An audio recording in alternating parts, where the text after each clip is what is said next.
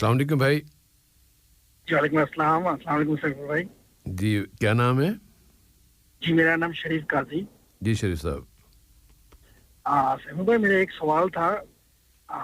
जो पैसे हम बैंक में रखते वो पैसे से कुछ इंटरेस्ट मिलते पैसे से, तो वो पैसा क्या खाना हलाल है या? और ये बात मुझे एक आदमी ने बताया कि ये जो पैसा है ये अरब मुल्क में जो सूद का होता है कि जैसे कि 1% 2% देते हैं ना इंटरेस्ट, तो ये बारे में जो एक आदमी ने मुझे ऐसा बताया कि ये अरब मुल्क में नहीं होता है, पर जो अपनी मुल्क होता है वहाँ पे होता है ऐसा। क्या ये सही है या गलत? कुछ ज्यादा ही गड़बड़ हो गई है। इंशाल्लाह इंशाल्लाह अगर शराब अपने यहाँ पी जाए तो वो हराम है, अगर यहाँ अरब मुल्क में पी जाए तो जायज़ है। चलिए अभी ये उन्हें थोड़ी सी गलतफहमी हुई है, उसकी वजाहत हो जाएगी इंशाल्लाह। और कोई सवाल है श्री भाई? बहुत बहुत मेहरबानी, बहुत शुक्रिया आपका। फिर अल्लाह। ये मौलाना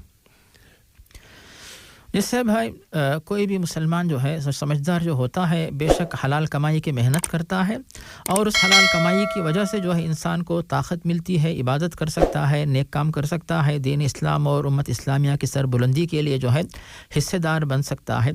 और उसके बाद जो माल उसे हासिल होता है उस माल को बढ़ाने की कोशिश करता है, और उस माल की हिफाजत की भी कोशिश जो है मुसलमान की ज़िम्मेदारी है।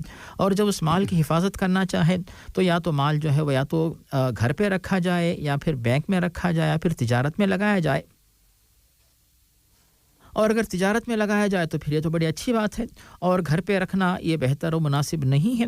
और बैंक में रखने के सिलसिले में बात हम बता सकते हैं कि अगर आप जहां रहते हैं वहां पे इस्लामिक बैंक है तो ऐसी सूरत में आप जो सूदी बैंक के पास जाने की ज़रूरत नहीं रहती, क्योंकि कोई मजबूरी नहीं है, इस्लामिक बैंक है, वहां पे आप अपना पैसा रखें।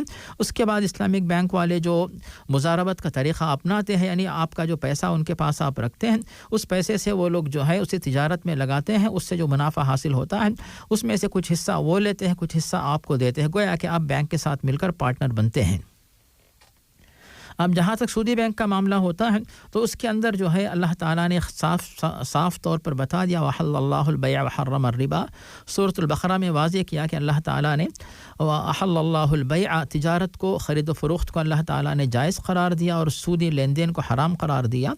उसी तरह सही मुस्लिम में हज़रत जाबिर से हदीस मरवी है, प्यारे नबी वाज़ेह फरमाते हैं सूद के लेन देन के सिलसिले में जो गुनहगार होते हैं उनमें से एक तो ये है कि सूद लेने वाला, सूद देने वाला, सूद के लेन देन के बारे में लिखने वाला और उसमें गवाही देने वाले सब के सब गुनहगार होते हैं।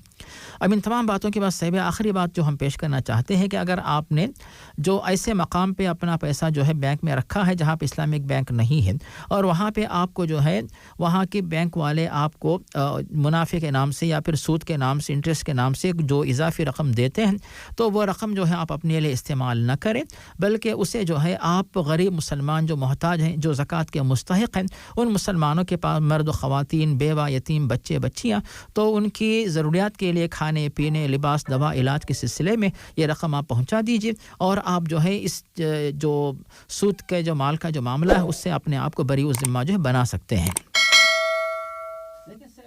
सेब यहाँ पर बात यह है कि किसी ने माशाअल्लाह माल तो कमाया और पैसा तो है, लेकिन आप सूदी बैंक में रखेंगे और आप ज़कात भी देते रहेंगे और सूद भी आप इस्तेमाल नहीं कर सकते, ज़कात भी निकलती रहेगी।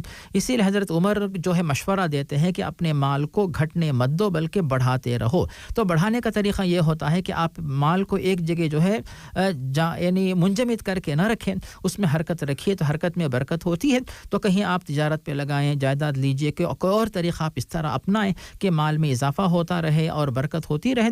और अगर आप तिजारत पे लगाना चाहें तो ज़्यादा माल है तो किसी बड़ी तिजारत में लगाएं, कम माल है तो फिर छोटी तिजारत में लगाएं ताकि माल में इजाफा होता रहे।